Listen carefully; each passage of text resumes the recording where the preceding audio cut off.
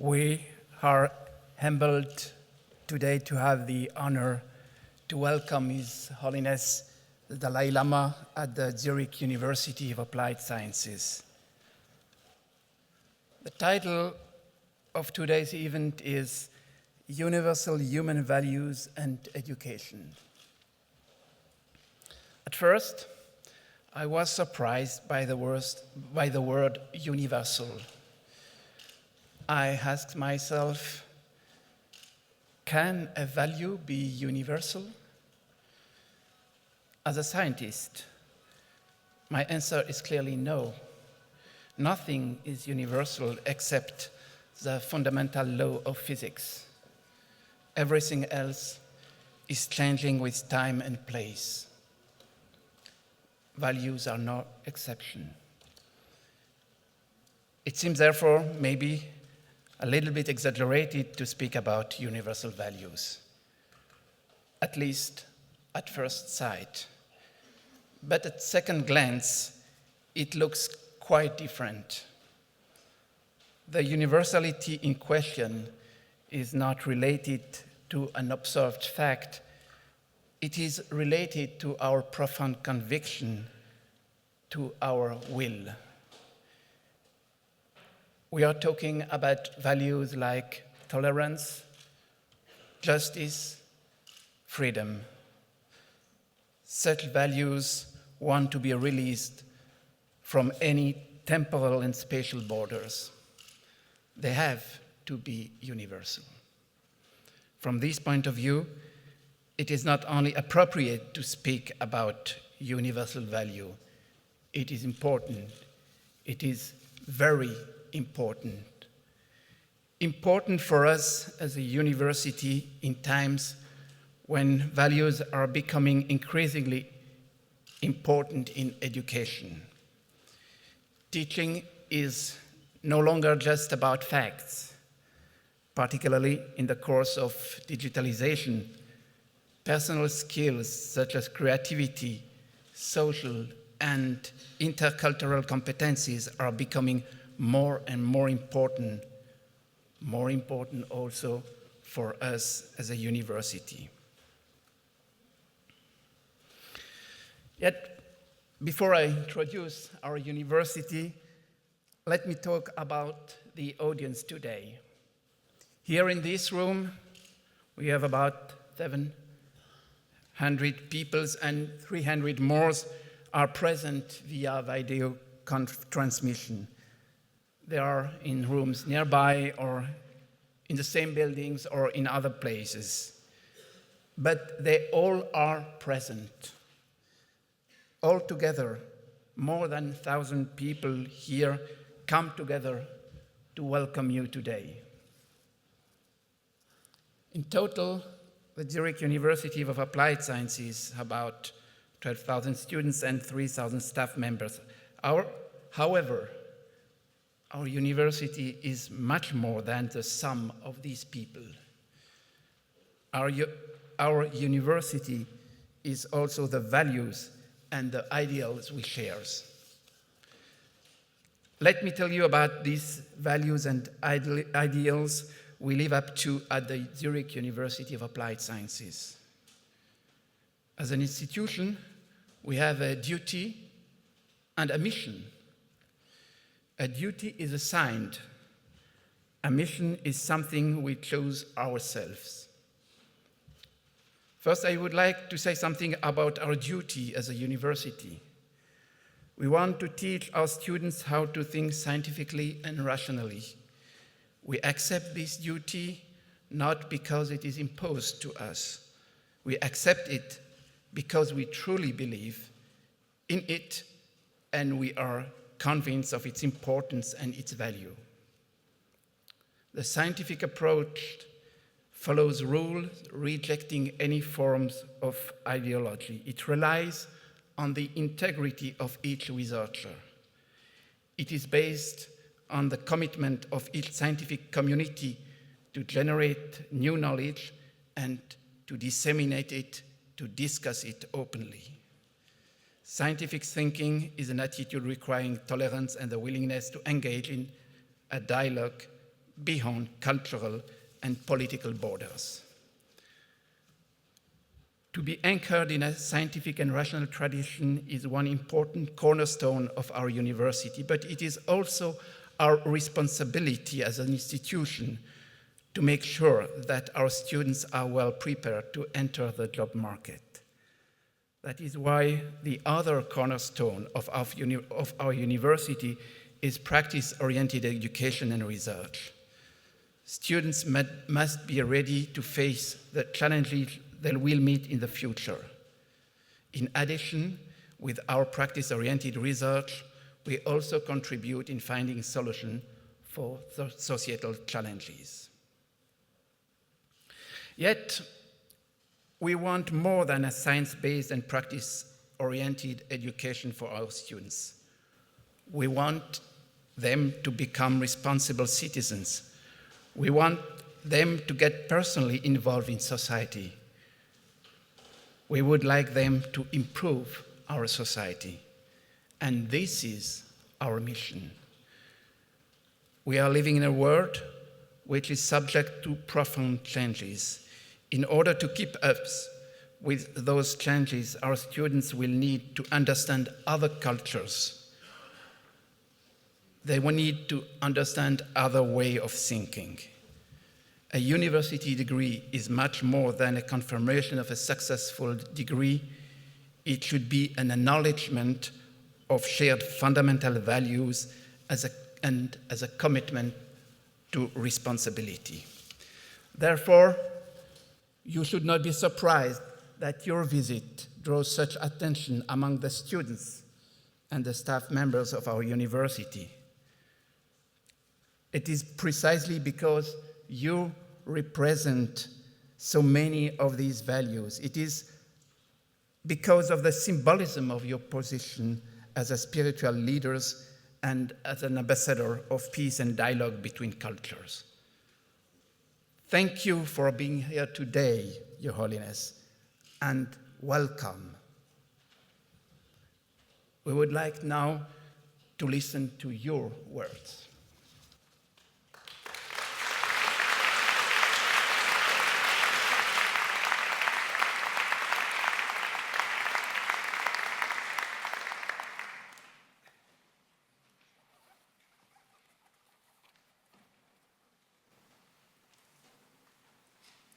What? I think silent meditation. It's your turn, Your Holiness. I see.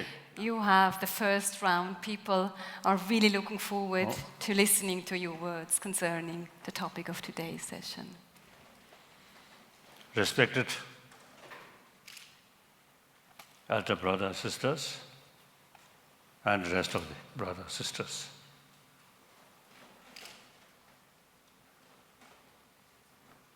I think many of you, I think this is first time meeting with me.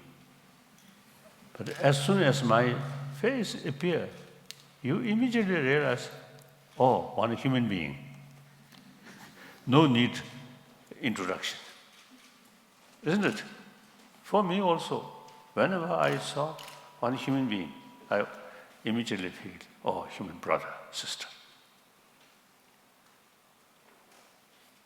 So then, therefore, I deliberately start whenever I talk brothers, sisters. I should not use the different sort of individual name and the different rank. Firstly, I can't remember these different names and a position, but simply, I think a lot of problem with too much emphasis on secondary level of differences.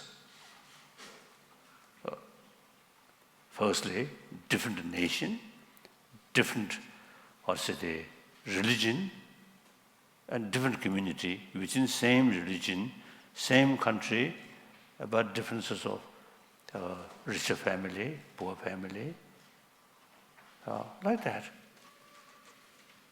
So too much emphasis on this secondary level of differences, that really causing problem, making division, we and they.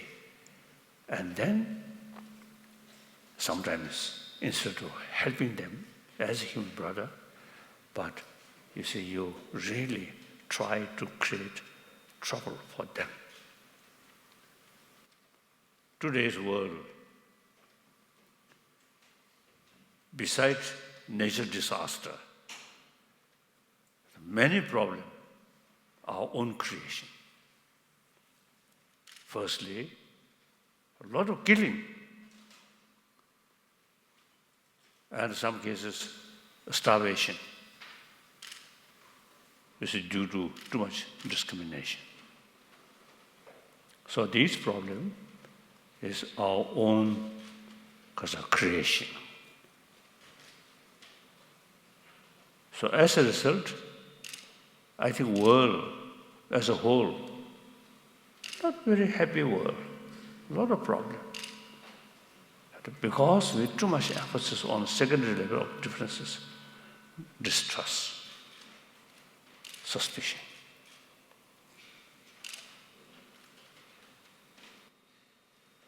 That's today's reality. I think ancient time, of course, firstly, human population very small, but their very life depend on the community. So work together, whatever they get something, share each other. Eventually, our population increase, then we create a lot of different community, different country. So these, I feel, the differences on secondary level really cause a lot of problems. This is European continent.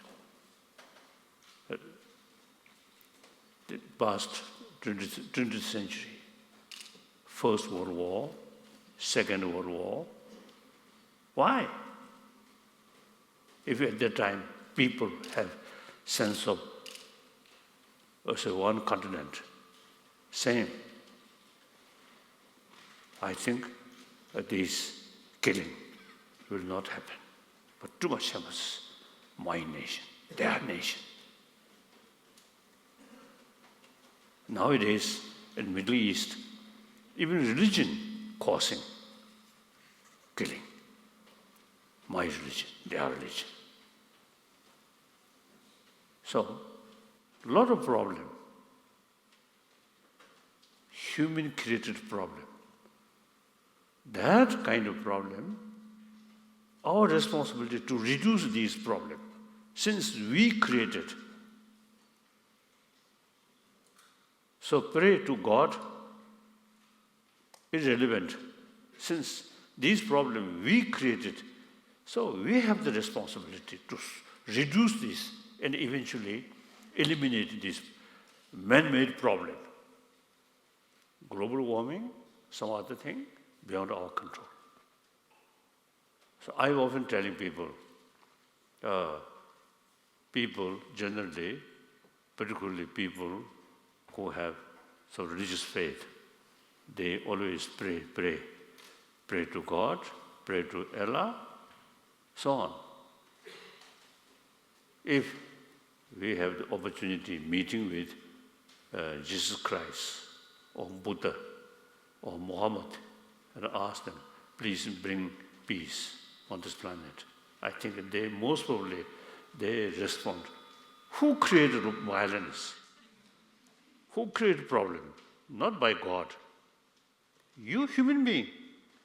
So you have the responsibility to solve this problem. You created a problem and asked me peace. Illogical. That's the reality. Now time come. We suppose more civilized. I think during 20th century, I think 1 century, early part of 20th century, First World War, Second World War. After Second World War, later part of 20th century, firstly, European Union start. So these are, you see, thinking, interest for common, rather than my nation or my country. Consider one sort of entities where, on global level, European. So I really admire the spirit of European Union. I always tell you, I admire de Gaulle, Adenauer, these two persons. During wartime, arch enemy. But so many pictures I saw de Gaulle, big nose. So arch enemy of Germany. But after Second World War, they realized now we have to think common interest for this continent. Russia, at that time, something different. Eastern European, something different. So European Union, I am one of the strong admirer of European Union.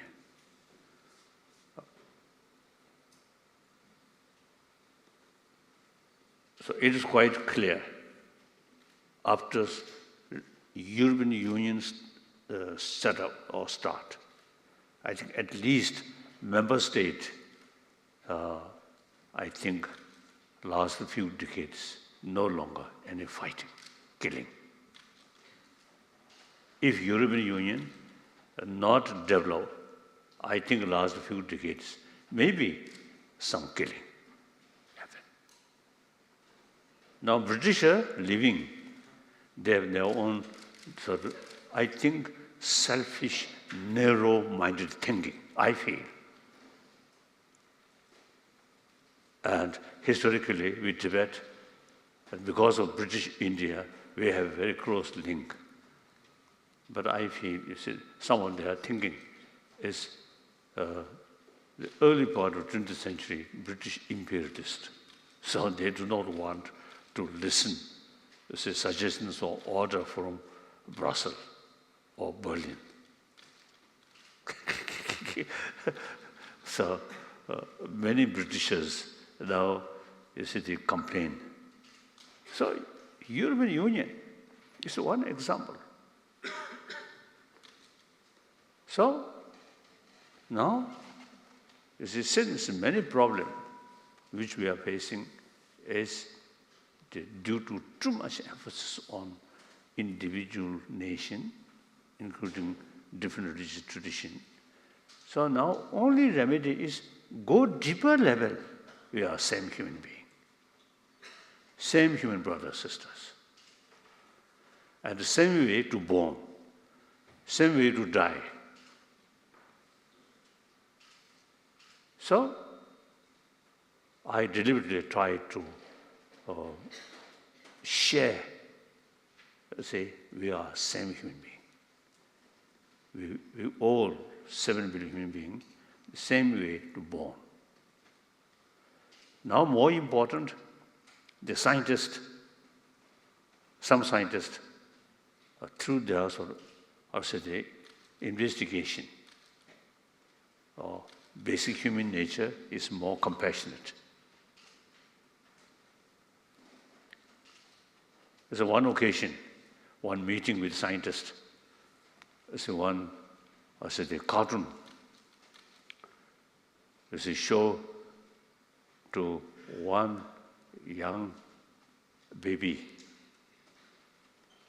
6 months old, language not yet developed.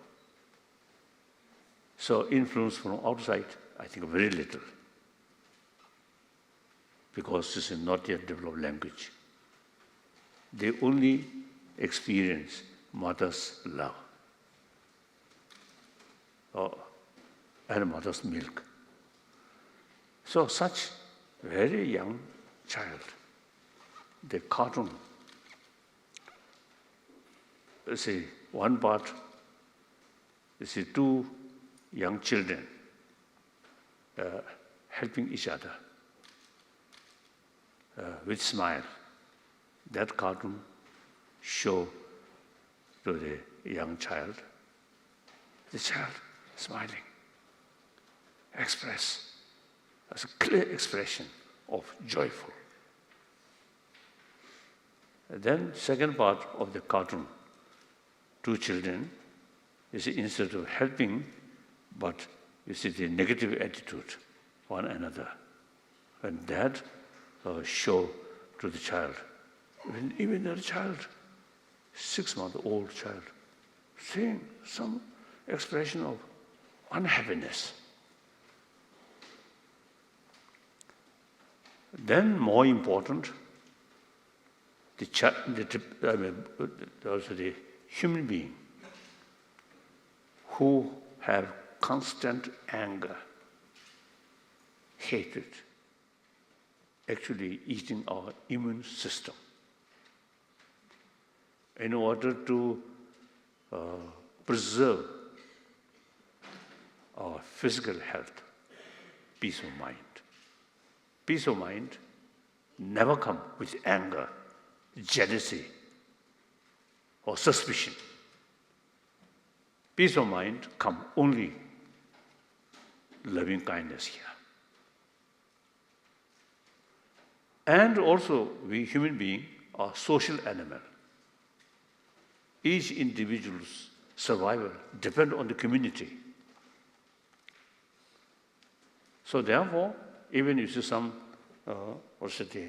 individual who really spent many years in hermit life. One occasion in Barcelona, I met one Catholic monk.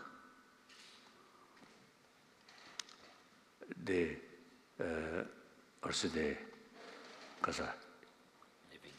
people, you see, who organized my visit, they told me one Catholic monk who spent 5 years in the mountain behind our city, Montserrat. So, then I am very, very happy to receive him. Then he come. I am very happy to talk with him, my broken English, because his English much worse than me. So I have more courage to speak with him. So then I asked him, I was told you spent 5 years in the mountain, very hermit life. And I asked him, what kind of you practice or meditate? His answer is, meditate on love. When he mentioned that, in his eye, I noticed something special significance. Now my point here is, you see, he, 5 years in mountain, hermit life, but without rest of human community, he can't survive.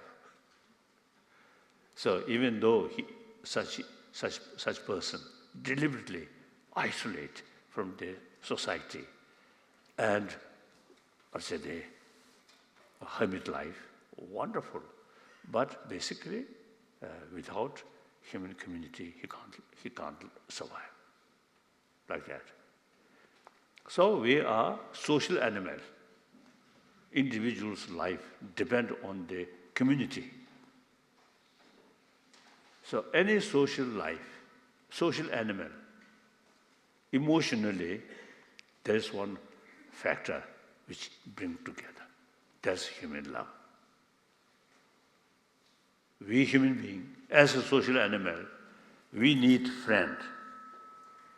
Friendship happen entirely based on trust. Without trust, cannot develop genuine friendship. In order to develop trust, you should show them sense of concern of their well-being. Then trust will come.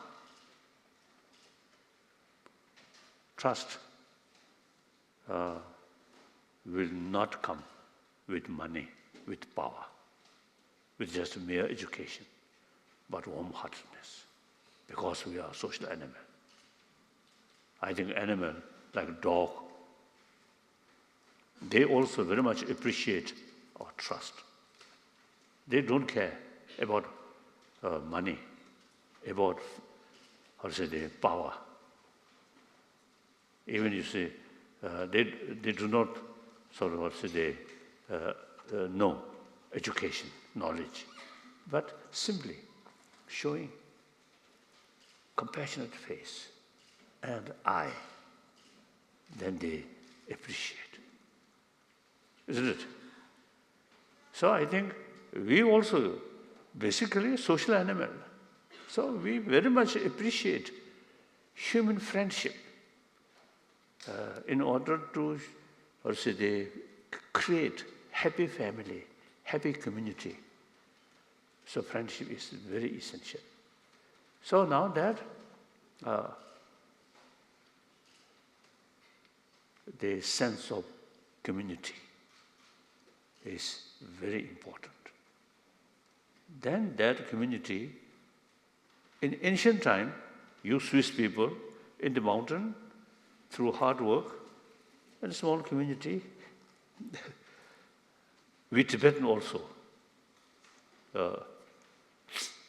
in the mountainous area, a lot of snow and small community. Now today, not like that. Modern economy, no national boundary.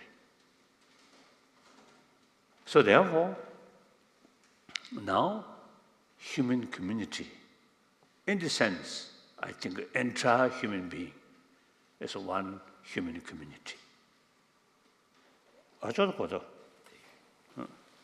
So I use the word sense of global responsibility. Think humanity and consider yourself part of that.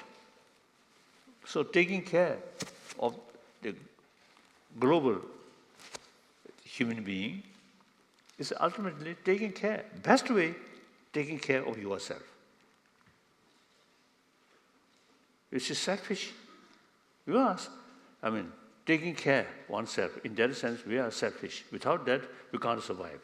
And the human evolution, you see, on that basis, you see, evolution come. So, but since we are community or social animal, and particularly in today's world, the reality is East depend, future of East depend West, West depend East, South, North, like that. So just one big human community. So we really need a sense of global responsibility on the basis of concept oneness of entire 7 billion human beings.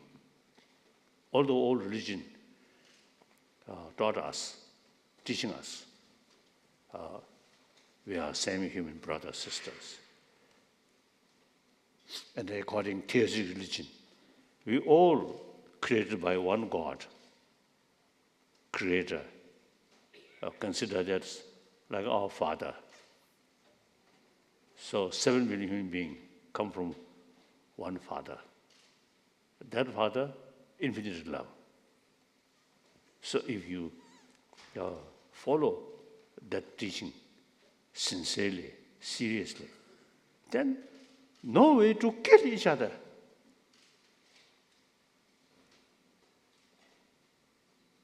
We all, human brothers, sisters, children of one God. Then according non-theistic religious tradition, see, harming other, you get suffering. Helping other, you get the joyfulness, happiness. So those religion, no concept of creator, but they very much emphasis each individual's behavior should be non-violent. Violence creates suffering for others. And ultimately, you yourself also suffer. So non-violent teaching, very helpful. Firstly, not harming others. Result, you feel happy. You get more friend. Harming others, you create deliberately more enemy. Nobody wants enemy. Everybody wants friend. Friendship cannot buy ultimately peace of mind. If big sort of market, supermarket, if you go supermarket and shouting, I want to buy peace of mind, I think people laughing. Or that person, maybe little problem here. So peace of mind must create by yourself. And taking drugs, alcohol will not bring peace of mind. Wholeheartedness, peace of mind, very much based on the compassionate mind. So now scientists, as I mentioned earlier already, basic human nature is more compassionate. So therefore, I feel now the problem is the children, I think around 3-year-old, 4-year, 5-year, still the basic human value, human love, human compassion, very alive. Because they are survival, they are day by day, the mother's loving kindness and friends' sort of love, very sort of relevant. And then grown up, once join education. Not talking about these inner value, just concentrate brain. And then the whole nation who come from that kind of education, and then materialistic culture, materialistic life, not much talking, these inner value. I think education system, I feel some responsibility. Modern education system, very much oriented about material value, not adequate emphasis inner value. Now time come, we cannot rely on only religious teaching for inner value. Now it is growing, more and more people, and young people say, not much faith. So indication in America and other European countries, I noticed it's a big Christian church, Christian monastery, now more or less empty. So people, I think, genuine, serious interest about religion declining. When modern education, separate institution which taking care about education, at that 200 years ago, then the church take care about our inner value. And then gradually in the society, the influence of church a little bit declining. So now the education institution alone should take both responsibility, education and warm-heartedness. So now education institution should pay more attention about this inner value, not based on religion, but based on human universal value. So, 1 year old, 2 years, 3 years, no religion, no faith. But they are very much appreciate human love. So human love is universal. Religion never be universal. Group, like that. So therefore, here I think very useful. Indian tradition, the secular way.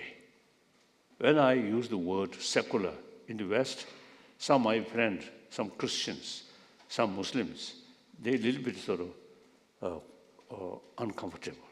They suggest to me, you should not use the word secular, because in the West, secular means disrespect religion and a distance from religion.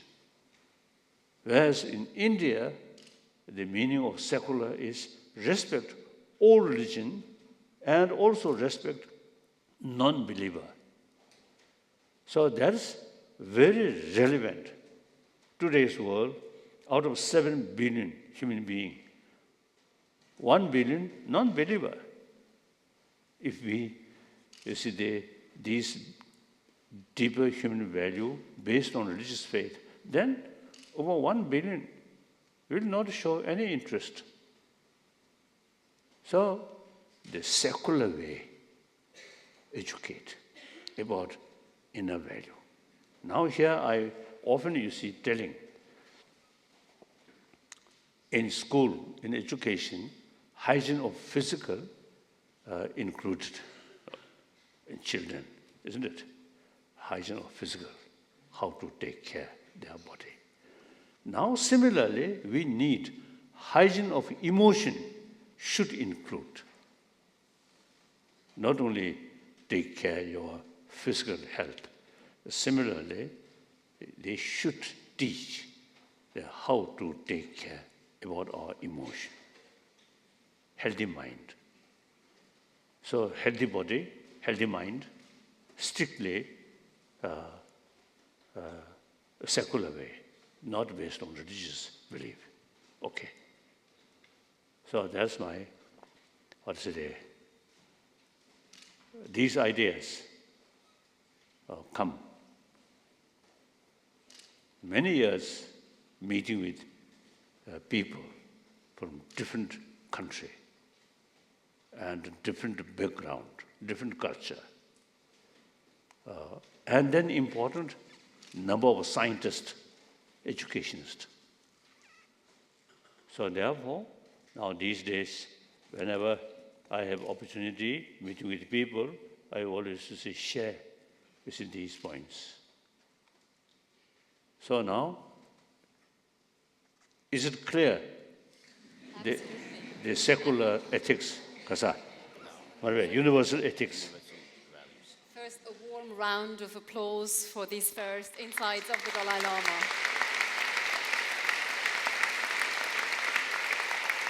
Correct. Think correct. Think. Universal values and education. Okay.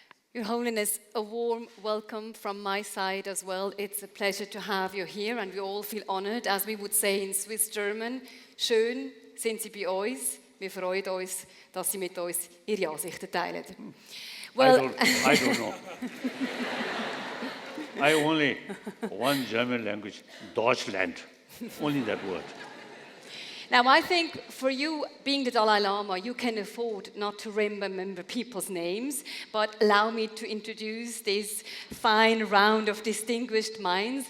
They are all people who share the idea of universal human rights in their daily work and their daily life. So please allow me to introduce our guests. We have Christiane Hohenstein with us. She is a professor of interculturality and language diversity at ZAW School of Applied Linguistics. With us is Andreas Gerber-Grote. He's a member of the executive board of the university. He is head of research and development, and he's director of the School of Health Professions. Now, the youngest panelist is Leandro Huber. He is head of the Students' Association at ZHAW. He just finished his bachelor degree in communications, and he will start off, or he has started, studying economics. And also with us is Rudi Höcker. He's deputy president of the Tibet Institute RICON. He's involved in the project Science Meets Dharma, a project that you started almost 20 years ago that promotes teaching science to monks and nuns in Tibetan monasteries. Now, before we start discussing what it means to promote universal human values in education, I must ask you a personal question. If you allow. Dalai Lama, self-discipline is part of the values that you promote, but rumor has it that you were a lazy student. 가서.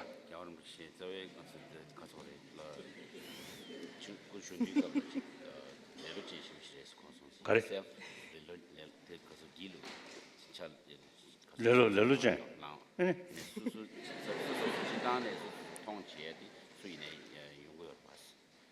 가르쳐. respect, self-respect is 수인의 요구야. 이는 이제 하는 거지. 다시 그 윤선 나면 깔아든지 레런지 그래서 간절해서. I think it is quite natural.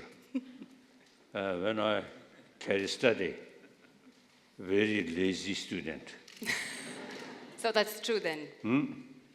I think most of you, I think same. When we study, got young age, not much interest, isn't it? And particularly our sort of system, from young age, we have to learn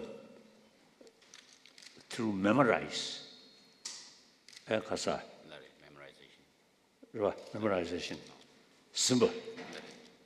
Lulzi. No? So my case, I think 7-year-old already started to learn by heart some root text. And then occasionally, you see, we show our sort of knowledge to our teacher, and teacher kept the text. We learned by heart, so no scripture. Not only my own case, this is some of my sort of friend. They have this beautiful story. You see, their teacher eyesight not very good, so as a young student, the text kept by teacher, but teacher cannot see properly. So,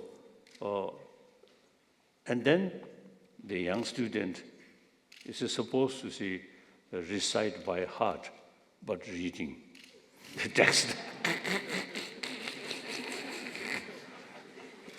I didn't have that kind of sort of experience, but some of my friends, they told me, they are quite expert to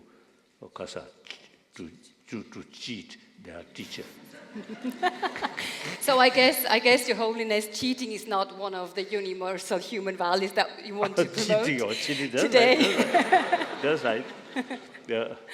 So, no, but in any way, when I start learning these things, I have no interest. Simply, I consider burden. Then, age 13, 14. And then I start some interest to practice these things. Then, at my age 16, the political situation changed. We lost our own freedom, a lot of difficulties. But at that time, the lesson which I learned is very, very useful. Then gradually, we lost our own country. and come to India as a refugee, then these knowledge is really useful to keep inner strength. Like that. Now let us talk about the lessons that you learned. You promote values like forgiveness, compassion, tolerance, contentment, self-discipline, and we would like to do a reality check now. Where do we find these values in today's education? Allow me to start with our youngest panelist, Leandro Huber. Have you come across such values during your studies? Are they, so to speak, part of the textbook? I think some of the values are clearly part of the textbook, but I think more often I really meet those values in school together with classmates, together with teachers, together with other people. But still, I think some of the values you have spoken about, we clearly meet in class as well. Yes. Such as? For example, we do learn, in general, the values of science in total, so objectivity, such values. And then also, especially in the studies of communication, we do learn the values of journalism. One of which was always the most important to me, was audiatur et altera pars, which means listen to the other side as well. And this is really one of those values which I kept the most from my studies. And when the Dalai Lama also said that the hygiene of the emotions should be part of the curriculum, so to speak, do you think that is something that you have come across? It's it's difficult to say. I think the education at the university is really more focused on the education of the mind rather than the education of the heart. So I think this is really more the focus in today's higher education in higher. Yeah. So educational leaders, they can try to implement these values in their everyday lessons and lectures, but I am asking you, Andreas Gerber-Grote, being a member of the executive board of that university, do universal human values, are they somehow part of an overarching strategy of the school? Well, let me briefly start to give a high welcome and thank you to the Dalai Lama, Your Holiness, for coming and sharing your deep insights from many years, because this will help us to improve our strategy and mission and our reflection about values that we want to teach to our students and that we want to live up to. So thank you very much for coming. And this will give me the chance to briefly talk about our mission statement, in which we, I'm not sure whether you can call them universal values, but in which we have laid out some of the values that also the Dalai Lama touched on. For example, sustainability, in the sense that we are responsible for our environment, and that means the whole environment, not only the Swiss environment, but as His Holiness pointed out, the whole world. And also that our students learn to reflect, and that they always have a reflective stance towards what they are doing, towards what, and constantly reflect themselves. For example, in my field, the health professions, that they reflect what is their role as a health profession if they encounter patients that think differently, that feel differently, etc. So, and maybe a third point, and I know this from several of our schools, and Christiane maybe will touch upon that as well. We also have a strong focus of teaching interprofessional learning. So these are maybe three values that are similar of what His Holiness spoke about. Would you say this is enough, or is the visit of the Dalai Lama somehow as a starting point for some resolution to maybe put more emphasis on these values? Maybe not for a resolution, but maybe this today is like a self-reflection of the whole school. As you can see, there are 700 people here and several more hundred watching at the TV stations in our different halls. So and quite maybe pressure, quite a lot of pressure. maybe not necessarily pressure. I mean, it's more a question of this will bring us into discussion. And for example, sustainability is one of the strongest values that we have in our mission. But then maybe we really want to discuss what that will mean for us. I mean, what does sustainability mean for our scientific research? What does sustainability mean for us as a researcher? How often should we fly to another continent, or should we rather not fly? I mean, this is a question of sustainability. And so we need to discuss this, and I know there is not one single recipe, but then maybe it will help us to think about how we as a school want to define what is sustainable for us in our daily lives as professors, teachers, as students. As a continuous dialogue as well. Now, one could also sum up the Dalai Lama's vision with the sentence that we do not come to reason through understanding alone. We have to put more emphasis on inner values. Rudi Höcker, when we talked on the phone, you said, oh, I just have this concrete example in my mind, what that means in your daily teaching. Could you share that with us? Can I use a picture to share it? Of course you may. I see, I would call these our prepared panelists. You know, they're well prepared, I see.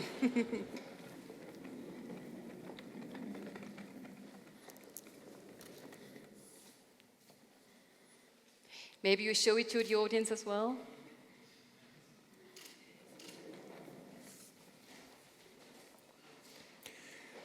This photograph was taken in a Tibetan monastery in India, in a science introduction course organized by the Tibet Institute for Monks. 2 teachers, one lady, one gentleman, one biologist, one physicist, taught monk students how to dissect fish.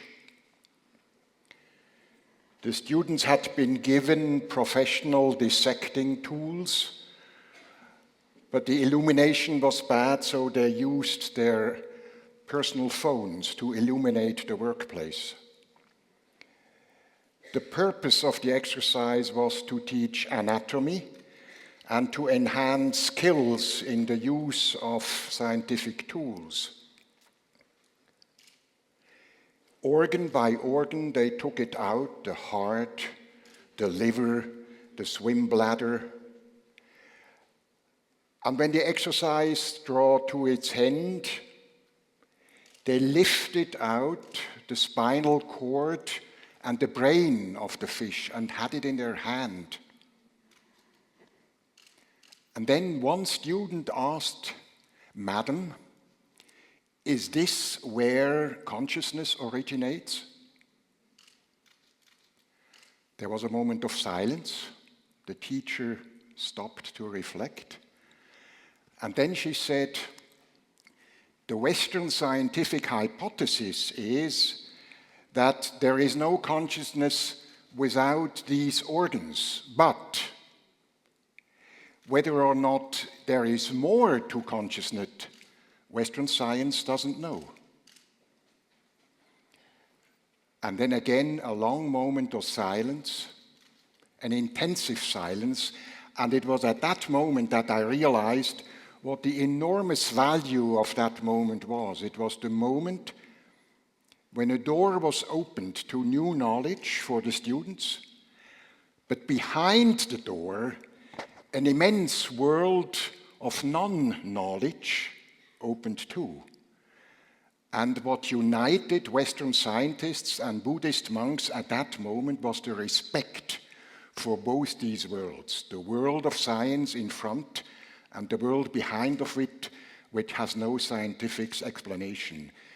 There was a humility in that and an enormous unifying effect between the cultures and the religions. That for me was very impressive. And I also believe that you hope that moments like these would be a more normal situation in everyday curriculum and not only in like a Tibet Institute. Thank you for sharing this with us, Mr. Höcker. Now, Christiane Hohenstein, your field is interculturality.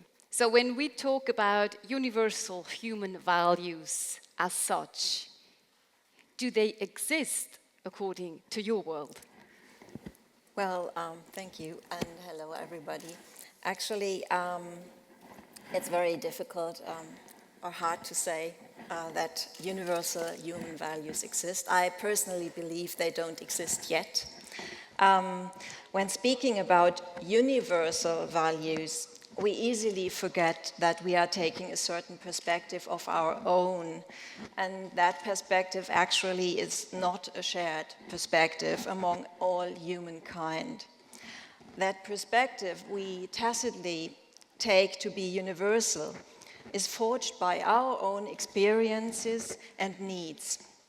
And someone raised in another country, in another educational system, within another language, will not hold values or have needs, and will not have acquired the same learning techniques as we have.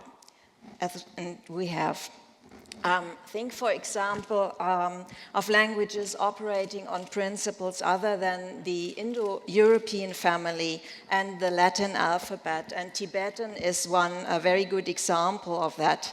Numerous Indian languages, Arabic, Hebrew, African languages, all languages with a character-based writing system such as Chinese or Japanese, where you have to learn the writing system separately from the spoken language at the same time. And this is a cognitive, very hard effort, and it takes much longer than learning Latin or German or any alphabet language. Or sign languages, for example, that do not have their own written language, and sign language users need to use the spoken language of their surrounding in order to write and read. If you allow me to, to leave the field of linguistics and, look at the values at itself, what is it that you think is difficult with the concept of a universal human values? We need to be able to change our stance, to change and shift our perspective. That is one important part of learning intercultural communication and teaching interculturality. We need intercultural reflection, and I also mean by that we need a reflection on inclusion, on inclusive language, on inclusive interaction, and ways how we can bring about it. And part and parcel of this inclusion for me is as well tackling the gender gap that still exists in all human societies, and that is ingrained as a concept of inequality between women and men in all religions I know of. So that surely is a point we need to tackle in order to come to create truly universal human values, where men and women are conceived of as human beings in the same way. And that is not the case yet, I think. Let me pass this point to the Dalai Lama. I'll wait until the translation has finished. So basically, to sum up, you say as long as there is no equality between men and women concerning their rights, it's difficult to talk about the concept of universal human rights in education. Your Holiness, what shall we do with this situation?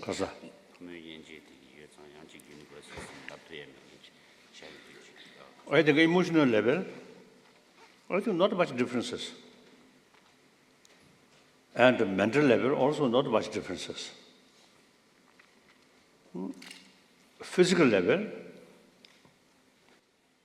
yes, male,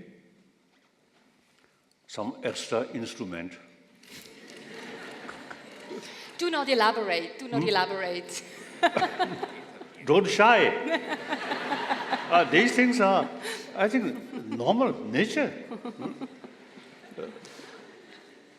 So, but you have, you see here, more sort of, because of the instrument. So basically, we are same. We are same. And most important, everyone want happy life. So everyone have right. No differences, male and female. I think ancient time, male physically more sort of, how should I say, more stronger. So ancient time, I think very ancient time, no concept of leader, equal. Small family work together, and whatever they get, share together. Then gradually, number increase. Then the concept of my sorrow, my concept, Possessions. my possessions, and farm, my farm, right? And then steal. These things happen, and bully. So then people realize, now we need one leader who look after these injustice or these things. So then no education. So in order to become leader, the physical strength. So male dominance then come. Even some religion, also male dominance come. So then education develop. Education bring equal. Many leaders in recent years in the world, female. So education brings equal. So now still, the century-old, 1,000-year-old, or sort of a certain sort of habit still there. So we need more effort because of the because of Gender equality is something very necessary through education. And sometimes maybe necessary some demonstrations. Like that. And we all know that you've been trying also hard to improve the situation of women in religion as well. And we all know that there's many strong women, meanwhile, also physically around. Let me pick out one point that you made in the beginning of your statement. When you were looking at the world, you've been promoting universal human values for so many years now. Compassion, forgiveness, tolerance, empathy. When we want to teach these values in school, these students, they look at the world as it is today. And they see, for example, wars going on in Syria, Yemen, terrorist attacks. We've got a situation with the Rohingya. We've got a wall being built in the United States. We've got Europe struggling with a refugee crisis. So how shall young students believe in these values when they see that the world is in a shape that is not according with these principles? Does this worry you? Correct. Me? The universal tolerance, compassion. Yes, Your Holiness. How shall young people believe in the principles you are trying to promote, seeing the state of the world as it is?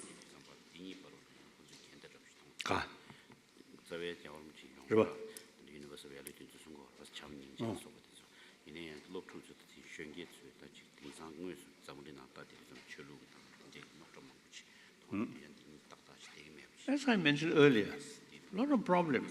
With too much emphasis on secondary level of differences. So therefore, now in order to reduce problem, including killing,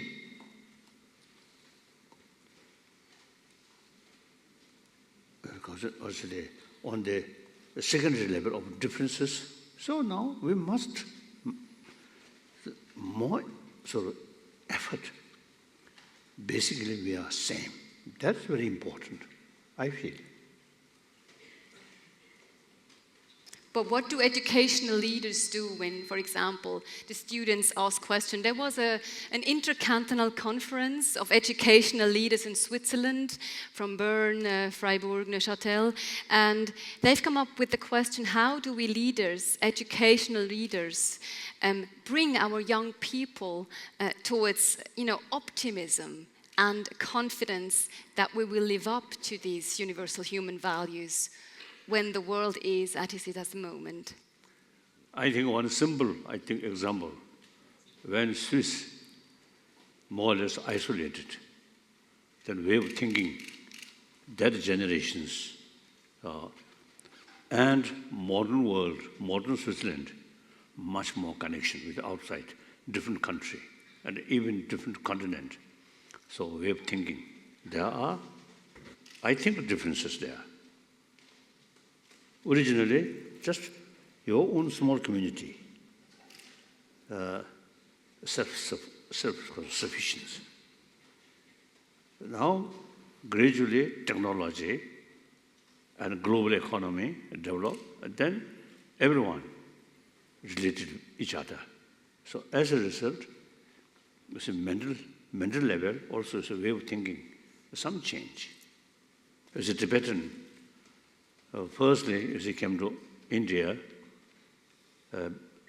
when their own village, very small village, no idea. Once they reach India, something different. And also, seeing different distribution, very helpful. I think Indian Muslim, because they are from childhood, they already know there are different religious traditions there. So they take for granted several religions, several truths. Whereas in Arab world, isolated, only one religion, Muslim. So, one truth, one religion. So people, their attitude towards different religion, something different. So environment makes differences. So more wider contact brings more wider thinking. Just think small area, and then the way of thinking is also a little bit narrow-minded. One reason why people admire you so highly is because also your optimism is contagious. And before coming here, lots of people ask me the question, does the Dalai Lama promoting universal human values ever doubt these values? We don't have to go in the depth of politics, but also looking at the Rohingya situation where actually Buddhism is compassion, is love, but what's going on is not according to the principles I believe in. Is there at any time a doubting Dalai Lama?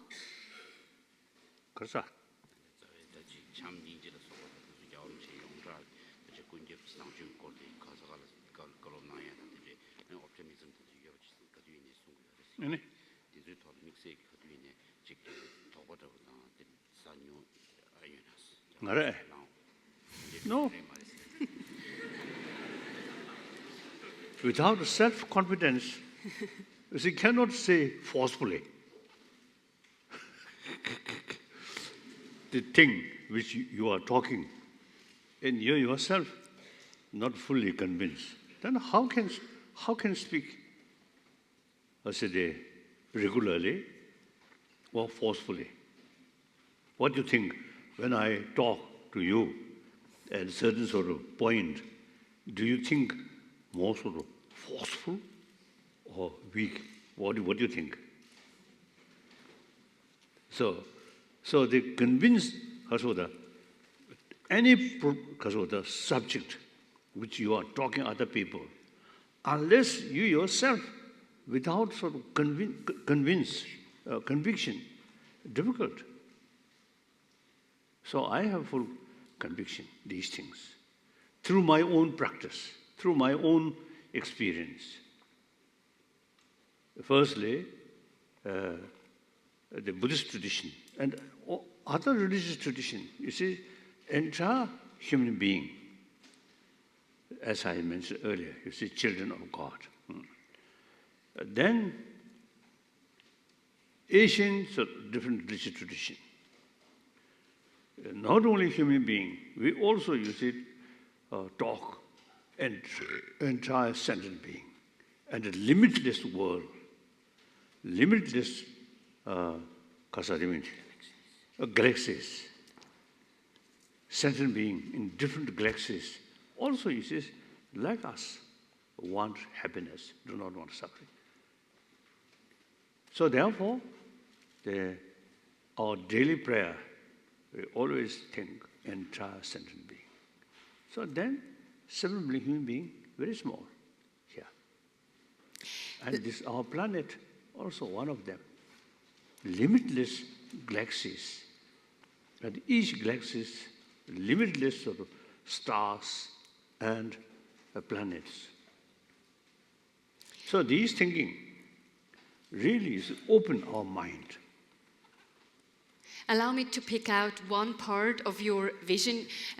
You've been saying several times that this world would become a more peaceful place if educational leaders and universities and schools would put more emphasis, what you called the education of the heart, also with your concept of secular ethics, that the well-being of others should be at the core of decision-making. Let's make a second reality check, the education of the heart. What does this mean on a daily basis at university? How do you teach the education of the heart? Well, maybe let me start not with the answer from my perspective as the director or dean, but more personal perspective. When I came here 2.5 years, I wanted to give an introductory speech to the staff of my school. And interestingly enough, I talked about some values that we didn't touch upon today, but which I think are very important and that you cannot teach, but that you can live, and then people realize what you're talking about. For example, one is humor, and that is a very important trait that I see also in His Highness, the Dalai Lama. I think humor is very important. And you can't teach humor, but you can live it. And then in meetings, in discussions, in a class, people realize there is humor. Or also being brave. I think being brave is something very important that you cannot teach, but you can try to share it through living. For example, if you see something that's totally wrong, you can change it, you can at least name it and showing, yes, this is why I am brave in this situation. And like this, I think we can share some education of the heart with our students and with our colleagues, but I think you can't teach it like in a book. You can only teach it through an example, or maybe through stories. I think in the Jewish tradition we have lots of stories, so you can share it with stories that maybe illustrate what does braveness mean, what does humor mean in a certain situation, and what can humor help, or how can humor help in a certain situation. These are my examples. But what does this mean in concrete terms? I mean, we all know that the Dalai Lama has a great sense of humor, yes, but not everyone has got a great sense of humor, and then you have a staff next to you and they say, you have to be funny now in your classroom. No, that's not the way you do it. You just realize in a situation like the Dalai Lama, he's just laughing at something that he even himself says. And that's like the way you can do it. You laugh at maybe yourself, or you make fun of something that happened to you in the morning, or you tell something like that. Not fun, that you make about other people, or fun in the sense that you tell, now we have to be funny. And then you realize, I mean, there's this saying, like, we all like to sit next to really thick opera singers, because when they go like, ha ha ha ha, ha, it's like so relaxing, and they don't tell you a joke or anything. It's just the way these thick opera singers are. And that's, I think, the way we can convey to each other that it's humor. And for me, that's a way of living that. So it's also about creating a light atmosphere to learn and to study and yes, to but be not with. in the sense, well, I have to create a light atmosphere, but in the sense that I'm coming, and that's how I want the whole situation at my school or at the whole Set Ha'ave. So the Dalai Lama's concept of education of the heart also implies empathy, for example. From your point of view, Christiane Hohenstein, does this make sense to you? Yes, basically, of course. I only feel that maybe empathy is a term we need to explain, and not everybody may understand the same thing when talking about empathy. You might think that people who are passionately protesting and aligning themselves, for example, with right-wing groups when protesting, they have a passion, and that is a kind of empathy as well. So do they have the wrong empathy? Do we have to promote a certain kind of empathy? What do we mean by empathy? That's very important. And that is also part of cultural and intercultural reflection, to reflect about what the other side may feel, think, what the mental and the horizon of beliefs of the other side is. And you may have to put yourself in the shoes of your opponent, even if you don't really like him or her, but you need to try in order to understand the point of view he or she is coming from, and he or she might think that you are unreasonable, the bad guy, and not in the right way of empathy. So what would you suggest in concrete terms? How do we then train ourselves in dealing with empathy in everyday lectures and university days? Well, actually, we do try to do that, but it's not easy to do it in the formats we have. But 3 methods I'm working with, and I have tried, are intercultural reflection in the classroom, in intercultural learning groups that are mixed, training in perspective taking and perspective shifting, for example, by role plays, when you have to put yourself in the role of the bad guy, for example, and you need to experience it by yourself. And also reflecting and improving the way we talk to each other, but also the way we talk about each other. And this includes, for me, gender-sensitive language. And one way I found very good, and I had a format where we could train people in a way to communicate interculturally with each other, was for several years I have taught an advanced studies group training course for imams and religious leaders and congregational welfare workers. And many imams who participated in that course for the first time spoke to imams from other linguistic or ethnic communities and exchanged their different views about Islam and the way they see their community and society. And the Christian and the Jewish participants, some of them for the first time did talk to a Muslim in that course, and that was possible because we had small groups and it was a protected space, and so it was possible to exchange views and learn about the stance of the other side and the way they see society and the way they see religious guidance in society. And I think that is important as well. I'm not, I don't mean that we have to teach religious thoughts at university. there are other places for that, but religion certainly still has its place in society, and we need to acknowledge that. But you're also saying that it's important that educational leaders and educational institutions, they train to assume someone else's perspective, that the concept of empathy alone is not enough. So, Rudi Höcker, when you look in your institution, do you train this as well? Education of the heart, meaning trying to understand someone else's point of view. I think education of the heart is only possible in close connection with education of the brain. Cannot be separated, otherwise it might go wrong.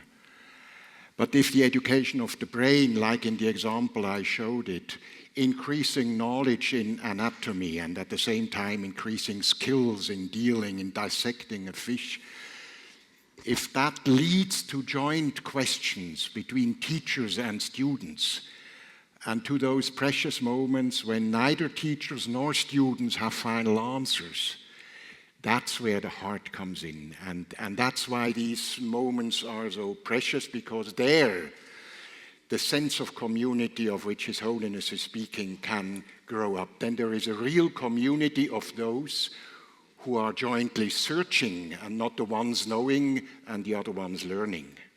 That's, for me, cultivation of the heart. But is it something that, I don't want to make the difference between teaching in a monastery or in a Tibetan environment and with the Zurich University of Applied Sciences, but do you still need the education of the heart, or is it already part of the program anyway, to know that you are there as a monk or as a nun to promote happiness or to have the well-being of the others at the core of the education? Of course, teaching nuns and monks in that respect is different from teaching in a college, in a university, in a gymnasium here, because that culture of heart education of which His Holiness is speaking is right there. There we are rather the learners. But then the exchange and the coming together for me is so important. The way they asked the question, the way the lady I was talking about gave the answer about where does consciousness originate, that's a question in which there is so much heart and not only scientific curiosity. And the lady was capable to give an answer which responded both at the scientific and at the heart level. That, I think, is very important when we teach in monasteries in India or in Recon. Now, when we speak about education of the heart, let's move from the world of the nuns and monks to the world of the investment bankers. Leandro Hubert, when you will start studying economics, I'm not saying it's all bad. I'm just saying the principle of a neoliberal world is that, it's all about money. It's about materialistic values. And the Dalai Lama said in his introduction, our education still focuses too much on money and on material values.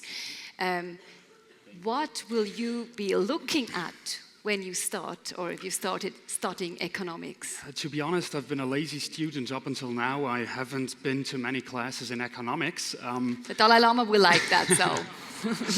But I've been to a lot of courses and classes within my communications bachelor, and there I think that most of the time we don't really speak about universal values such as compassion, acceptance, tolerance, things like that.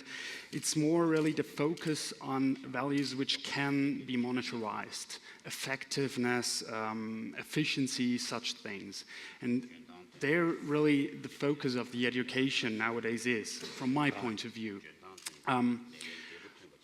For example, we spoke a lot about corporate social responsibility within our studies, and there, instead of speaking really about the values behind corporate social responsibility, what I, as a member of the team, can do for a good company, what the company itself can do in order to act social responsibly, we more speak about how we can sell that we as a company do corporate social responsibility. And this is something that I think from time to time it would be really good to speak about the values itself. So do you think that the Dalai Lama's vision of the idea, the well-being of the other should be at the center of ethical decision-making, will be part of your educational program? I think it would be beneficial to have more time to discuss about the values. We should have more time to discuss with one and each other on a peer-to-peer level, not straight out of books where we just see, okay, that's how it's made and that's how it's done and finish. But I think we, again, need more time to speak from one and another, to just learn from each other. And let's be honest, it's not just, the economy that is being discussed here. It's you represent being a student of economy. But when I look at today's business world, Your Holiness, it's still all about hierarchy, ranks. It's about being promoted or not being promoted. It's about statues. Do you sometimes think that reality somehow undermines your idea of the education of the heart, that the well-being of the other is at the center of decision-making?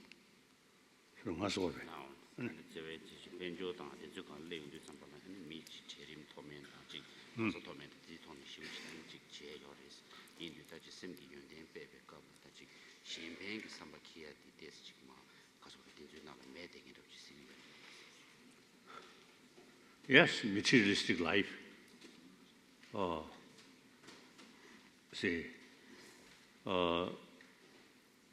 Pure materialistic life is, I think, sensorial level. Now, firstly, what is consciousness? When I discuss with a modern scientist, Western scientist, consciousness mainly refer senses of organs, not we call sixth mind. I remember, I think 79, my first visit to Moscow, then still Soviet Union, because their relation with China become something difficult. So Soviet Union allowed me to visit Moscow. So at that time, I met some Russian scientists. When I mentioned sense of organs, 5, then sixth mind, they immediately reject the concept of sixth mind is religious concept. So they do not know about the world of mind. Whereas in India, over 3,000 years, you see, already realized, beside 5 senses of organs, sixth mind there. Sixth mind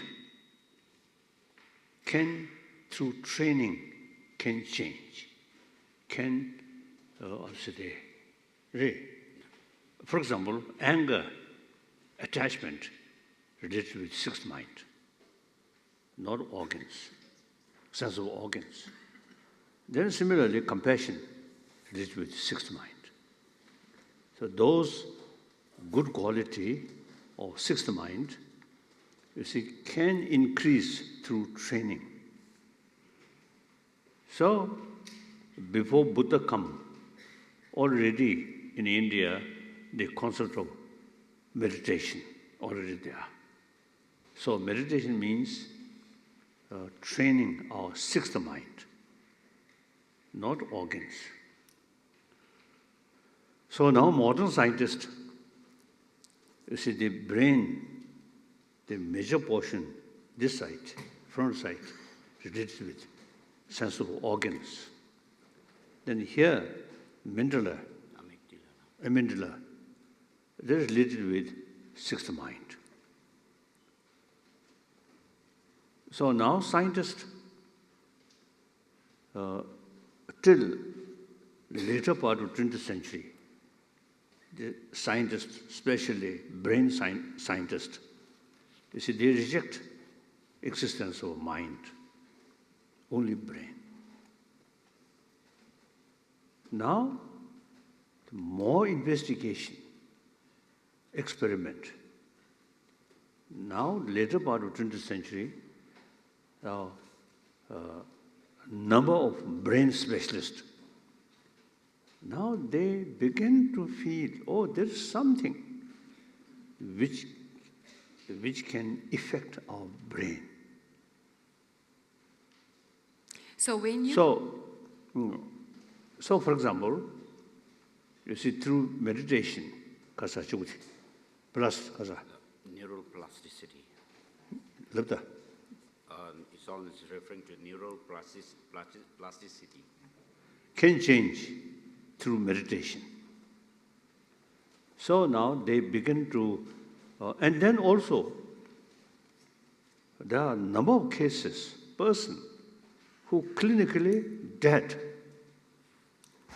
but body remain very fresh, including my own tutor. 13 days remain, body very fresh. And then some cases, 2 weeks, 3 weeks, 4 weeks, body remain very fresh, but brain dead. So with the help of some American brain specialist, now we already developed some sort of project to specially sort of because of investigation such case. So you make So now begin number of brain specialists, now they begin to accept there is something, whether we call mind or consciousness or something there. So this Asian tradition, now of course I respect all religion because one of my commitment is promotion of religious harmony. So mutual respect is very essential. So I respect Judeo-Christian tradition. But there are differences. Judeo-Christian tradition, there is creator. So only prayer to God. Whereas Indian tradition, no God.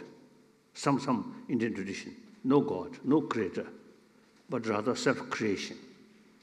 So all responsibility relying on oneself. Then 5 senses of organs, not much sort of important. The 6th mind. Therefore, over 3,000 years, the tradition of meditation already developed. The Buddha himself, product of Indian tradition. So now today, Indian tradition, a lot of sort of knowledge about mind, how to tackle this destructive emotion within training of mind, not drugs or some other thing. So the fundamentally, Western civilization based on Judeo-Christian tradition. So not talking about these, because of the self-creation, but rather God. Indian tradition, self-creation. So self, very important. So then mind. So like that. So therefore, ancient Indian psychology, knowledge about mind, originally come from religious tradition. But we should take, these are academic subjects, as I mentioned earlier, for the hygiene of emotion. We need more knowledge, the whole sort of function or system of our emotion. But wouldn't you say that it's exactly the hygiene of the emotion and the idea of mindfulness that is under a lot of pressure in these days. When the Dalai Lama strengthened the importance of tradition of meditation, 3,000 years old, and we live in disruptive times also on a technological level. Every student has got an iPhone today, every child has an iPhone. It's a lot more difficult to grab the attention of the young generation. So I would like to know, how can we promote the idea of mindfulness and being attentive to one thing as a universal human value in today's time? Rudi Höker. Or is it in the monastery not an issue at all?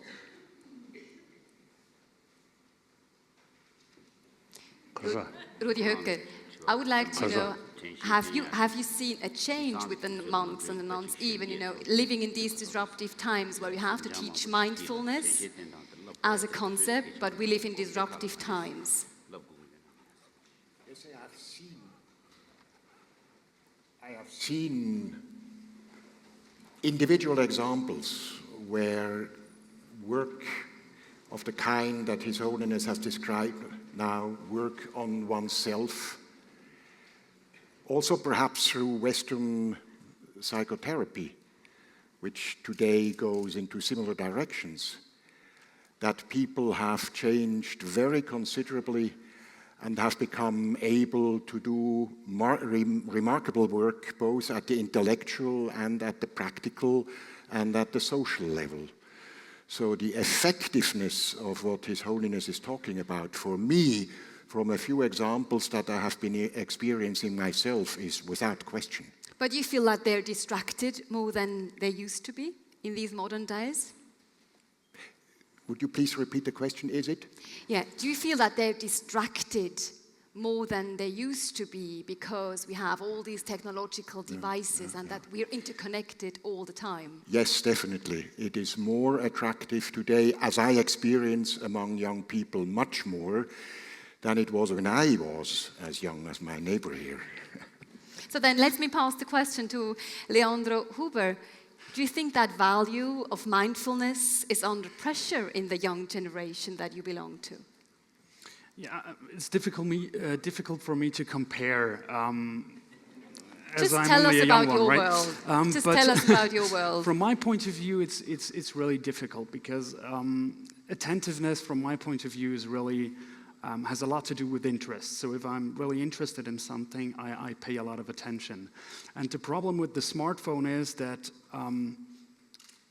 there are a lot of very interesting things going on right inside of my pocket. So I'm able to look outside in the world with just one click, and there are a whole lot of very interesting things. So paying attention to interesting things then really is easier than before. Yeah. But we appreciate that you stayed with us for this hour without checking your iPhone. So mindfulness as a value, as a universal human value, is it under pressure, do you believe? Have we lost that value on the way, maybe? I don't think I have an answer. I have several questions. I mean, as Leandro Huber pointed out, what exactly does it mean if I'm concentrated and focused working with a digital device? I could be mindful as well. So that's my question number one. And does speed mean I'm not mindful? I mean, there are many questions to answer this. So I'm not so sure. And is it more that we as the older generation perceive the younger generation as less mindful, as generations before have seen us? So I'm not sure. Even so often I think, yes, you're right, maybe there is a loss of mindfulness if I look at theaters that shorten all kinds of classical pieces to 1 hour, digestive pieces, whatever it is, if it's a Shakespeare or Goethe or Schiller, whatever. So I feel like, okay, yes, maybe that's the problem. But then looking at it from a more sociological perspective, I really don't know. So maybe when we were young, we were immersing ourselves into comics and reading that for 3 hours, and somebody felt they were doing crap. So I'm not so sure whether we really know what we are talking of. And even if we talk about the younger generation, their concept is maybe more selfish in a certain way, that they want a life with a better work-life balance. But then what's bad about it? I mean, so we have to ask these questions. We can't just say, okay, there is a loss of mindfulness. And they are young people who go out and do environmental work or are in a peace workforce, etc. So I'm not so sure. I observe different trends or developments at the same time, and for me it's hard to judge and no evaluate. Cultural pessimism from your side when we talk about values, implying that it's some fixed concept with continuity, but we live in an ever-changing world. Do you think we're losing some values on the way, like mindfulness being under pressure with technological progress? No, I wouldn't term that as a loss, because if we are changing and developing into a new direction, we create new values and we find new things. And actually, I don't believe that young peoples and our students have a lack in mindfulness, exactly for the reasons Andreas talked about. They work a lot in peace work or environmental work or something like that. And what makes me, or what is a worry for me is rather that we may perhaps be seduced to let ourselves be relieved of thinking for ourselves by the ever larger amount of data that is around there and the ever quicker response we get by big data resources. So I think we need to focus in education as well on reflecting very well this interdependency between digital possibilities and the personal and social responsibility, how to work with it. And the reflection should be part of the integrating it into the learning environment. So call for action for critical thinking. Let me finish the round about mindfulness with a personal question to Your Holiness. You're an Instagram star. You're a Twitter star. I assume that you have a staff, feeding these accounts for you, but you know that social media is important today to bring a message across. And you have many, many, many followers, millions of followers. Correct. Did you know about that? So my question is... Yeah, so my question is, do you deal with the question of being distracted by social media, from your meditation, that it's harder to focus in these days? Has it ever happened to you that you checked your iPhone rather than going meditating?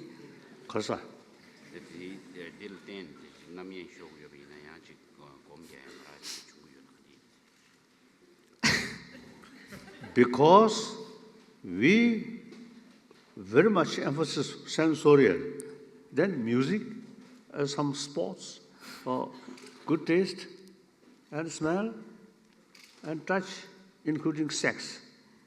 Since we too much emphasis sensorial level, so the material life also you should develop. So attraction automatically comes. If you have some training about the sixth mind, then sensorial consciousness can neutralize. You can see, but your mind not follow. Because of that. External stimulus. External stimulus is distracting. So therefore, firstly, it is important to realize senses of organs and the sixth mind. When I discuss with some Western scientists, when we touch the subject of mind or consciousness, they only refer sensorial organs, sensorial consciousness. So that is, you see, and then very limited. The real potential of mind is sixth mind. So, I consider as a student of Nalanda tradition. At the Nalanda tradition, very much emphasis on reason, investigation, analytical sort of meditation. Analyze. Everything, including religious subject. The important thing is why. This is very important. The Judeo-Christian tradition, yes. Whatever God say, yes. Even Buddha say something, we have the right to investigate. Why Buddha stated this? If we find contradiction through reasoning, then we have the right to reject even Buddha's own sort of teaching. That is something quite unique. So that's why the Buddhist tradition, particularly the Nalanda tradition, logic, very important, not just faith. So therefore, our sort of training is always to investigate and experiment. Therefore, over now nearly 40 years, I have serious discussion with modern scientists. No problem. At the beginning, some people give me warning, science is killer of religion, so be careful.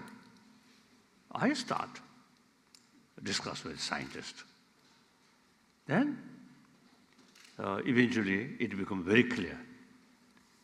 Meeting with scientists, it's really helpful, mutual learning. We learn some new things from scientific finding. Then they learn very useful information about mind.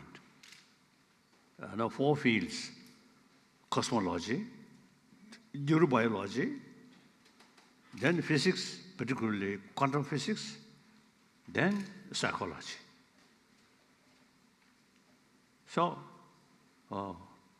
I think there is the differences. Eastern philosophy, ancient Indian sort of philosophy, always is emphasis importance of reasoning, investigation. So, your Western world, Judeo-Christian sort of tradition. So it is better to keep your own tradition. I do not want to interfere your tradition. But I am sure that there's people in the room who would like to ask a question to you, Your Holiness. So this is the moment where I would like to open the questions to the floor. So whoever has a question, please give us a signal by raising your hand, and then we have microphones in the room.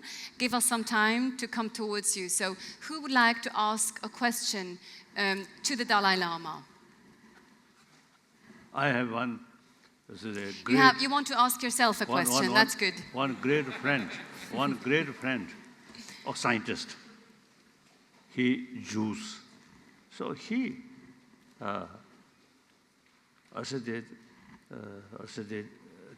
several years we discussed these things. So he really showing interest about Buddhism. Then one day his wife warned him, we are Jewish, we should keep Judaism. Her husband, the scientist, now they really start to practice some of Buddhist sort of practice, like that. So similarly, I want to tell you, you are follower of Judeo-Christian tradition, so don't ask these complicated questions. Yes? Okay. You know, if there's no question in the room, I take the liberty. Is there one? Okay. Yes, I don't know where the microphones are. Maybe someone gives me a signal or you come towards the stage. I have many simple questions for you People left, who have Dalai some Lama. question. Don't you worry, Yes. Your Holiness. Welcome, one here, Yes. one here. So first, thank you so much for coming, Your Holiness. My question would be, you said that it's very important that we teach young children to take care of their emotions. How should we teach them? You need to research. I have no experience. Overall, I think teacher should know about the system of emotion. Then explain to children with full love. Teacher, without love, without taking serious care about future of the children, just knowledge, not much effect. So, according to Eastern tradition, the first quality of teacher is loving kindness, take care. And then, I think you should study ancient Indian or say psychology. Then, how to tackle this emotion can be useful. Okay. The detail, I don't know. I have no experience. Okay. Next question. Thank you. So the microphones are located at the fixed spot here in the room. Whoever would like to One ask a microphone question here. has to come towards the microphone. Yes. Because otherwise we can't hear you. Yes. Okay. So my question is regarding technology again. And we hear every day now about artificial intelligence and machine replacing humans. Does the Holiness, the Dalai Lama, see any risk that the humans will be replaced by these artificial intelligences in the future? And what can we do in order that this doesn't happen? Yes, many scientists, they really believe machine eventually can work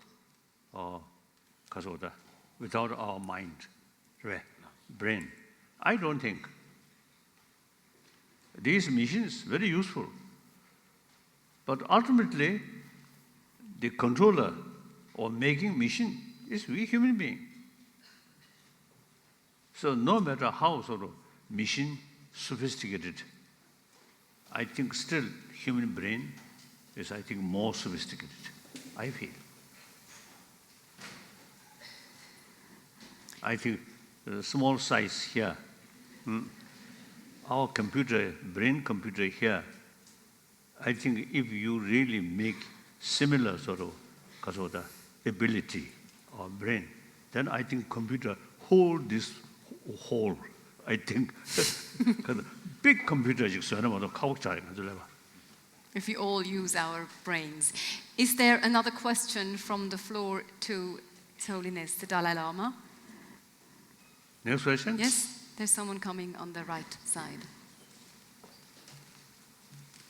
Hi. My question is, how do you find peace of mind?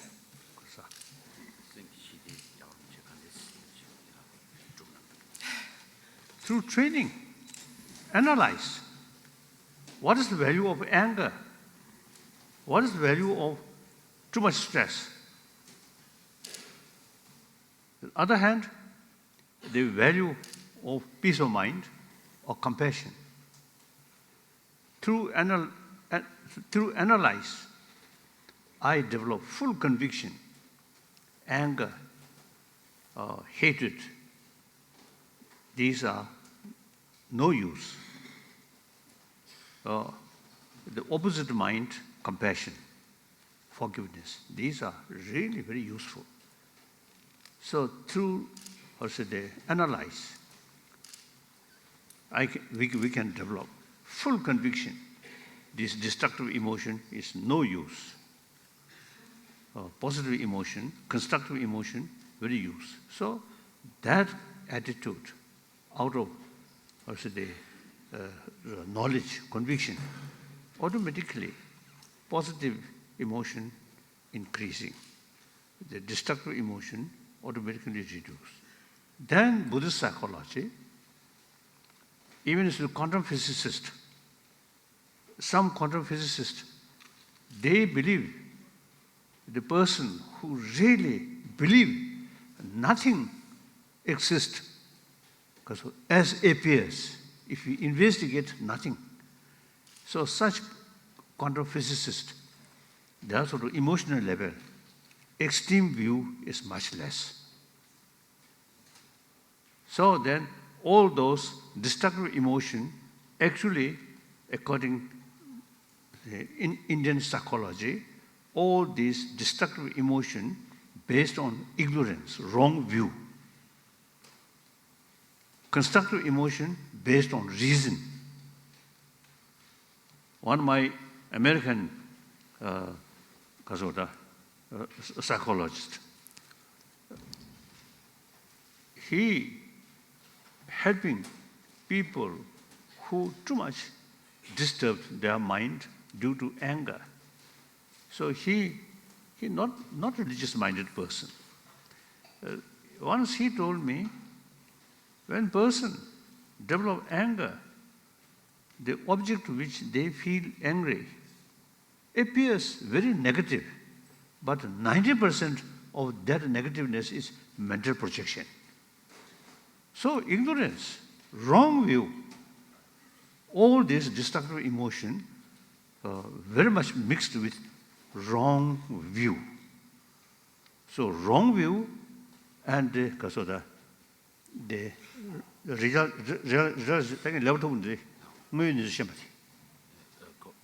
understanding of reality. Oh, opposite. So all these destructive emotion, no sound basis.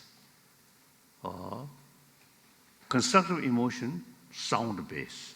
So we can train. Eventually, destructive emotion can also reduce. Then furthermore, the very nature of our sixth mind, or all mind, not the nature, not in the nature of emotion, but it's like water, pure. But due to a certain emotion, spoil that water, become dirty. So mind remain, stand still, and think. Then the very nature of mind clear come. So that is the basis of we can eliminate all destructive emotion. We've got time for another question. Meanwhile, I just want to know, I mean, you've been doing a lot of training, I guess. Your Holiness, are you free of negative emotions? Do you never feel anger Almost or jealousy? none. Almost none. But when I was young, I usually telling people, my parent, my father, very short temper. And my mother is always smiling, always very kind. So I usually telling, my first teacher of kindness, loving kindness, is my mother.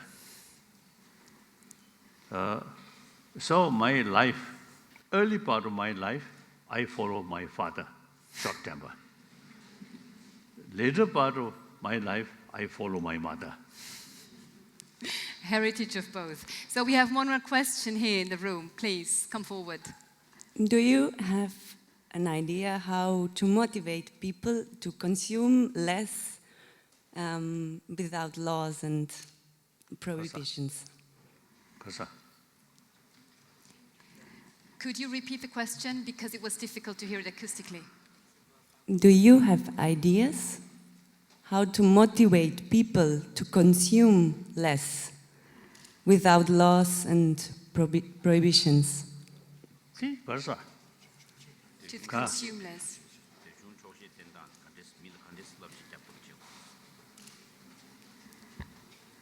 Any facility of material, in any way, there is limitation.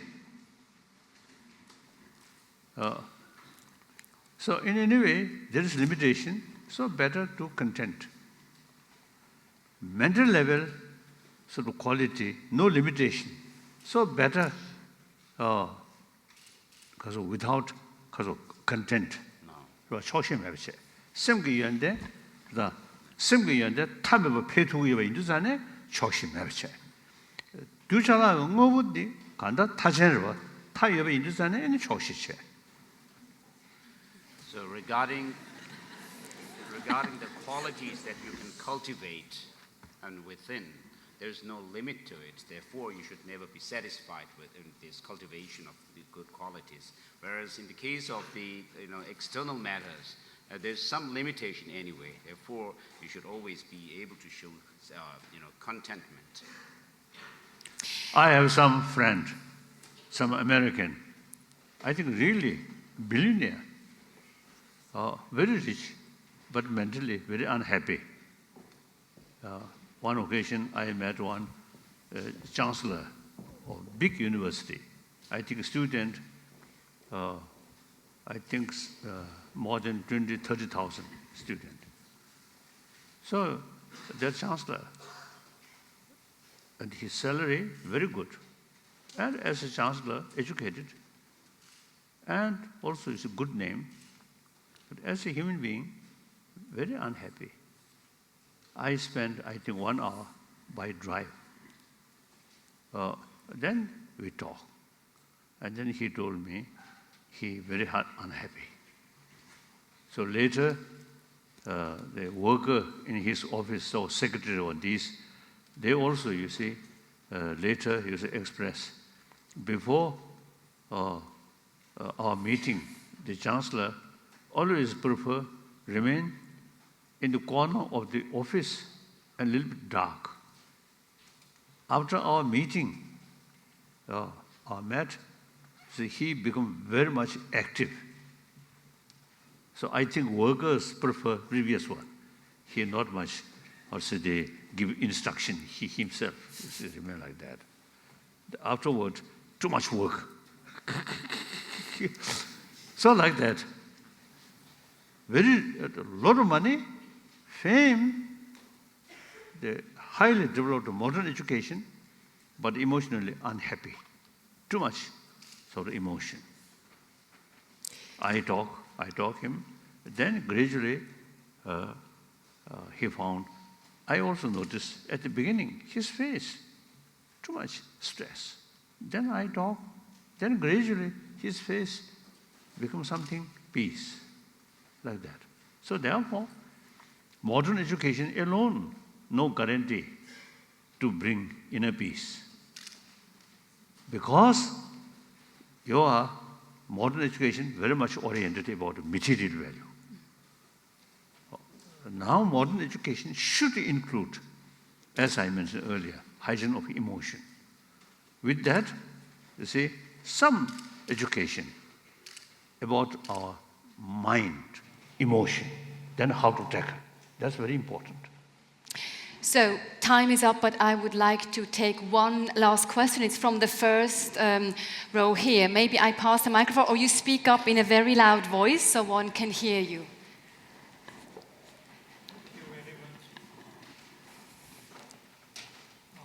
My question is the following. If I listen to His Holiness, everything is so clear in his saying. When the audience starts to speak, it becomes complicated. And I don't know anymore whom I should believe.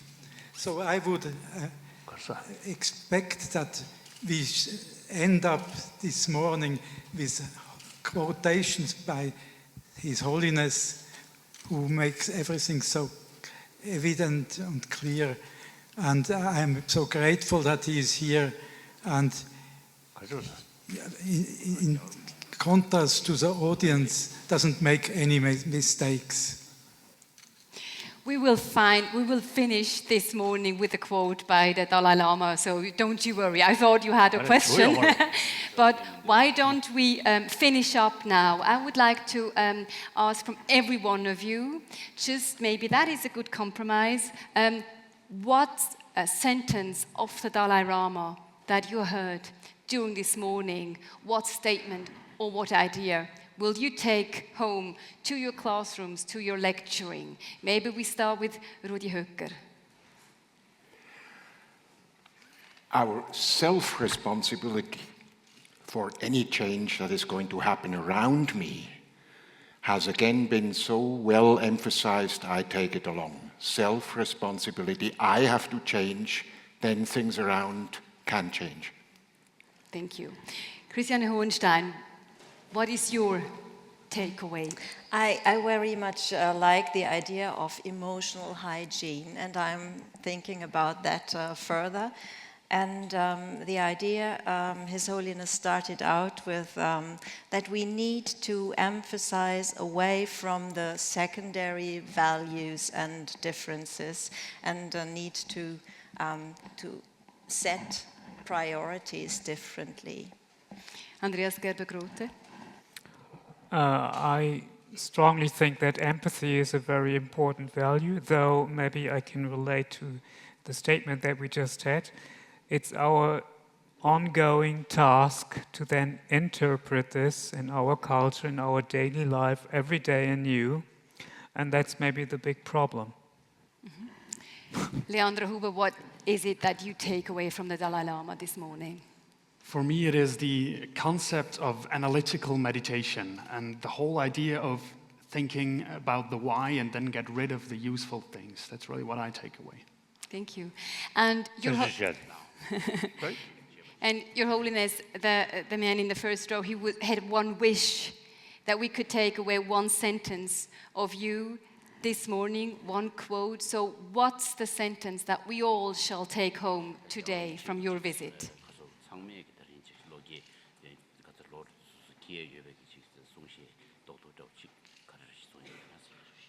Nothing.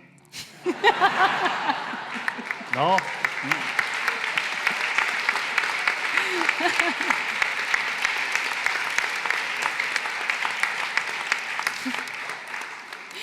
I think there's not a lot to add to that one, although my favorite quote of yours is a very simple one. It's not tied to education, but it can be seen in the context of education.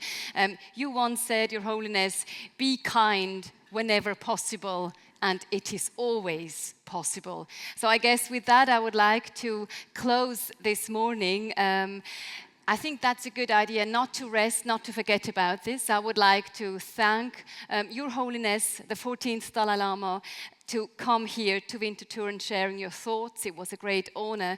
I would like to thank to the audience here in this room. I also would like to thank to everyone who was watching us via live stream or in one of the auditoriums of Zurich University of Applied Sciences.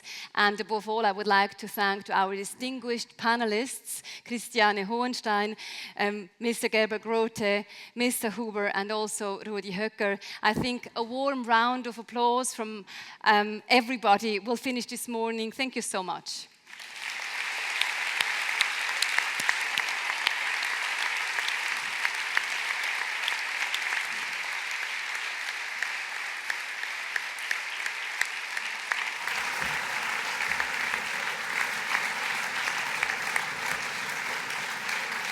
Thank you.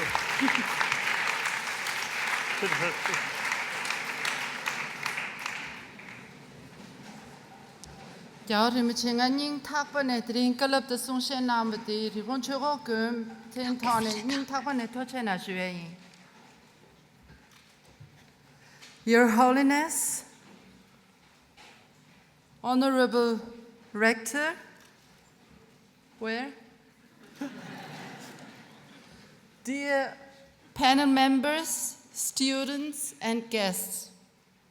With great interest and gratitude, I have listened to your inspiring words, Your Holiness, and to the subsequent panel discussion on universal human values and education. To focus at university level on ethical issues arising in our modern society, it is a great opportunity, and it is a meaningful contribution to the celebration of the Tibet Institute's 50th anniversary. Thus, as the president of the Tibet Institute, RICON, I would like to thank all those who have made this symposium possible. I am presently not only speaking on behalf of the Tibet Institute, but also as a mediator and lecturer at the University of Teachers Education in Bern. Ethics and universal human values are emphasized at various levels of the Swiss educational system. For example, at elementary school level, the subject called Nature, Individual and Society offers countless opportunities to stimulate students' interest in ethical issues. Another example is actual pedagogical research, which, among others, focuses on the question to what extent the well-being and success of students depend on their achieved social integration. A third example is found in the training curriculum for future secondary school teachers. For them, ethics is a compulsory field of study at university level. Finally, I should like to refer to the program of complementary training for headmasters and school directors. Participants are invited to discuss the role of ethics in the management of their schools. In my view, it is of growing importance to help pupils, students, teachers and their headmasters, school directors and lecturers to cultivate secular ethics and to promote an approach to emotional hygiene, which means emotional mindfulness and emotional perception. Your Holiness, what you have explained to us today was particularly helpful in this respect. I am so grateful for it. Thank you very much. Today's symposium is the fourth and last public event of the Tibet Institute's 50th anniversary, an event marked by the presence of His Holiness the Dalai Lama. Thus, on behalf of the Tibet Institute, I want to express my sincere thanks to the Zurich University of Applied Sciences for their extraordinary commitment and organizational achievement in this respect, and also to the Ganden Podang Foundation of His Holiness the Dalai Lama for their great support and cooperation. It is my hope that the present event will stimulate further discussions and efforts at various educational levels to strengthen universal human values in our society and throughout the world.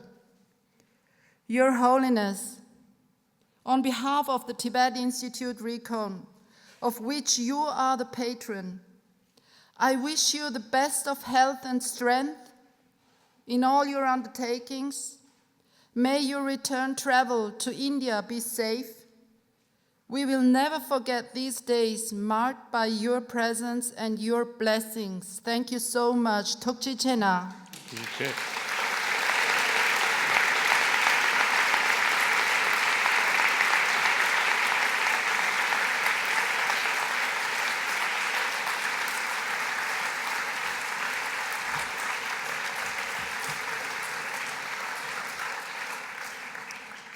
Thank you, Kamalop Sang, for your concluding words. As I mentioned at the beginning, we had about 1,000 people here listening to you today, to your words, Your Holiness. However, the impact of today's event is much greater. It will make a lasting impression, and not only as the memory of a deep and intensive moment, but as a source of energy and inspiration. And the impression will go beyond this and will reach other people in our university, but also outside. I hope that the students present here today will be future ambassadors for the strong messages of universal tolerance and dialogue that you are bringing to us today.